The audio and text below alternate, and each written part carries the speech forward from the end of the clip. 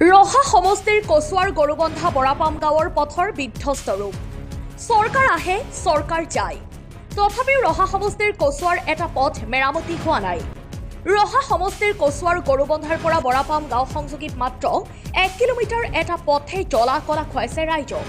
প্ৰায় 20 বছৰ ধৰি কেঁচা পথেৰে যাতায়াত কৰিব লগা হৈছে অঞ্চলবাসী।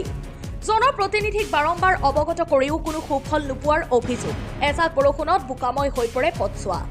পথছোৱাৰ বাবে শিক্ষাৰ্থীয়ে যথেষ্ট সমস্যাৰ সন্মুখীন হৈ আহিছে যাতায়াতৰ বাবে।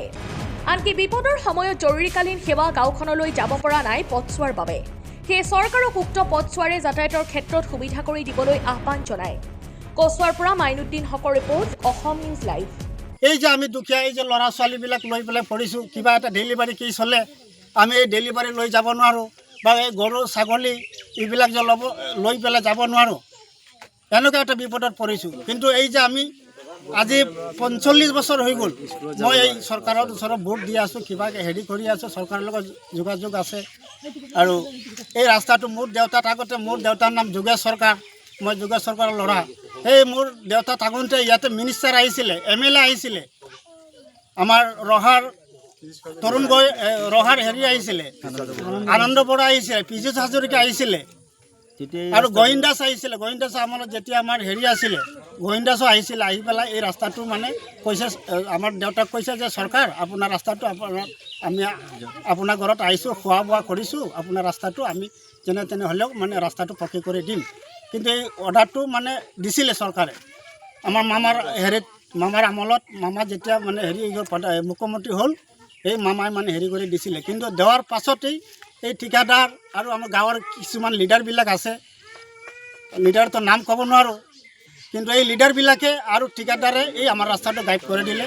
কিন্তু গাঁওখনৰ নাম বৰাপাম, এইটো পঞ্চায়ত পমিলা পঞ্চায়ত, সমষ্টিটো আমাৰ ৰহা সমষ্টি আছিলে। আমাৰ বহুত বছৰ গ'ল বুজিছোঁ, আমাৰ ৰাস্তাটো এই চেংচন হৈছে।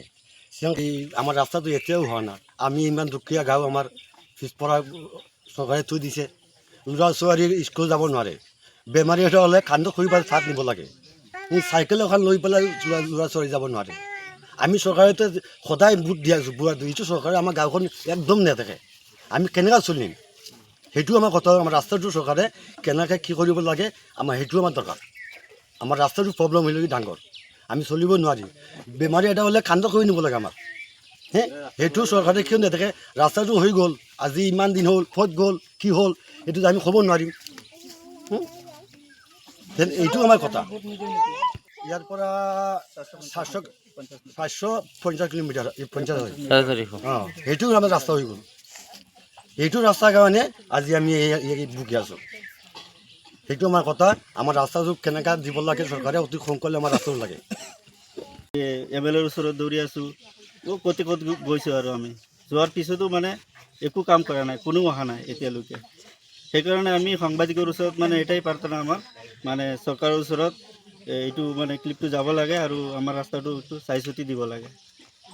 ল'ৰা ছোৱালী একেবাৰে মানে যাবই নোৱাৰে, মানে এনেকুৱা বোকা হৈ যায়, বৰষুণ দিলে মানে পানী হৈ যায়, আৰু চাইকেল বাইক কোনো মানে যাব নোৱাৰে ৰাস্তাটোত।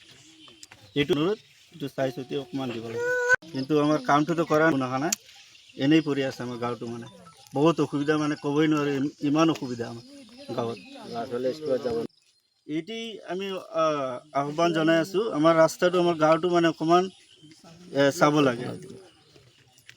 লাগে। মানে একেবাৰে মানে চৰকাৰৰ মানুহ মানে ভিতৰত মানে অহাই নোহোৱা হ'ল এইটো বস্তু চাবলৈ, এনেকুৱা হৈ গৈছে। একেবাৰে মানে পিছফালত পৰি আছে আমাৰ গাঁৱটো।